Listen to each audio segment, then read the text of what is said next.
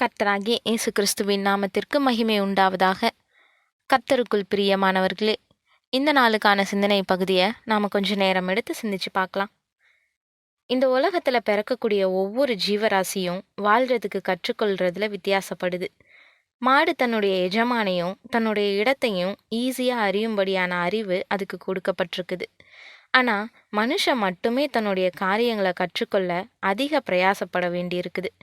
ஒவ்வொரு மனுஷனும் எல்லாத்தையும் அறிஞ்சு அறிவையும் ஞானத்தையும் பெற்றுக்கொள்ள கற்க வேண்டியது அவசியமாக இருக்குது. ஆனால் நம்ம சரியாக தான் கற்கிறோமா, சரியான நபர்களிடத்துல தான் கற்கிறோமான்றது தான் மிகப்பெரிய கேள்வியே. சரியானதை கற்றுக்கலன்னா நிச்சயமாக தவறானதை நம்ம கற்று வச்சுருப்போம். நாம் கற்றவைகள் தான் நம்மளுடைய வாழ்க்கையின் அடிப்படையாக இருக்குதுன்னா அது மிகையல்ல. அதனால் இன்னைக்கு நாம் நேரம் எடுத்து இதை குறித்து சிந்திப்போம். பிலிப் அப்படின்ற மன்னனுக்கு ஒரு ஆண் குழந்தை பிறந்துச்சு.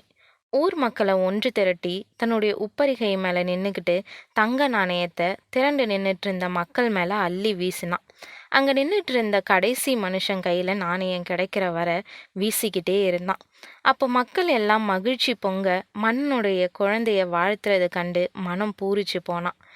மன்னனுடைய அமைச்சர் ஒருத்தர் சொன்னார், மன்னர் ஆண் குழந்தை பிறந்த சந்தோஷத்தை மக்கள்கிட்ட தங்க காசு கொடுத்து அதனை தெரிவித்து மகிழ்றாருன்னு சொன்னப்போ மன்னன் குறுக்கிட்டு சொன்னான், இல்லை இல்லை, எனக்கு ஆண் குழந்தை பிறந்ததுக்காக நான் தங்க காசு கொடுக்கல. எனக்கு பாடம் நடத்தி என்னை புத்திசாலியாக ஆக்கின ஆசிரியர் அரிஸ்டாட்டில் இருக்கும்போது என் மகன் பிறந்துட்டான். அவர் என் மகனை மிகப்பெரிய அறிவாளியாக இந்த உலகத்துக்கு உருவாக்கி தருவாருன்ற சந்தோஷத்தில் தான் இந்த பொற்காசுகளை அள்ளி தூவுறேன்னு சொல்லி மறுபடியும் அள்ளி தூவினான். அவன் சொன்னபடி பிற்காலத்தில் மிகப்பெரிய அறிவாளியாக உருவெடுத்தவன் தான் பிலிப் அப்படின்ற மன்னனுடைய மகன் மாவீரன் அலெக்சாண்டர். ஒரு சிறந்த ஆசிரியரால் மட்டுமே ஒருத்தனை மிக சிறந்த ஒருவனாக மாற்ற முடியும்னு அன்னைக்கே பிலிப் மன்னன் நம்பினான்.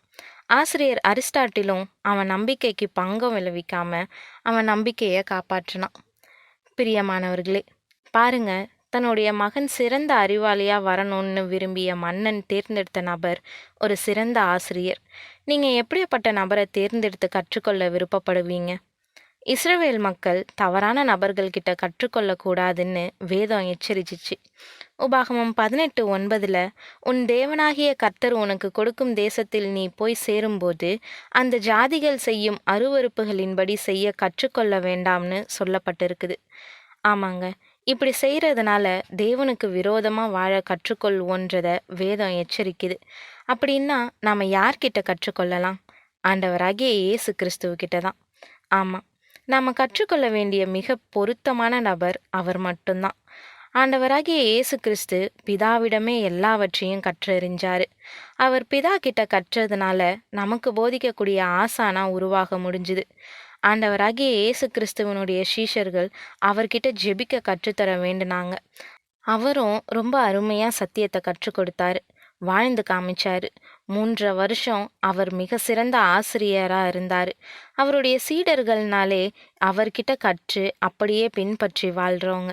அதனால் அவர் தன்னுடைய சீடர்களை போதிக்கக்கூடிய ஆசிரியர்களாக நியமித்தார். அவங்கள பின்பற்றி சத்தியத்தை நித்தியத்துக்காக போதிக்கக்கூடிய நல்ல ஆசிரியர்கள் இன்னைக்கு இருக்கத்தான் செய்கிறாங்க. இன்னைக்கு கற்றுக்கொள்ள நாம் யாரை அதிகமாக நாடுறோம்? பவுல் 2 தீமோத்தேயு 3:14 நீ கற்று நிச்சயித்து கொண்டவைகளில் நிலைத்திரு, அவைகளை இன்னாரிடத்தில் கற்றாய் என்று நீ அறிந்திருக்கிறதும் அல்லாமல்னு ஆலோசனை சொல்கிறத நாம் கவனிப்போம். நீங்கள் இதுவரை கற்றது உலகத்தாரிடத்துலையா, ஆண்டவரை அறியாதவங்களிடத்துலையா, உலக அனுபவத்தில் சிறந்தவர்களிடத்துலையா, செல்வத்தில் உயர்வாக இருப்பவங்களிடத்துலையா, இல்லை கிறிஸ்துவை பின்பற்றக்கூடிய நல்ல ஆசிரியர் இடத்துலையா?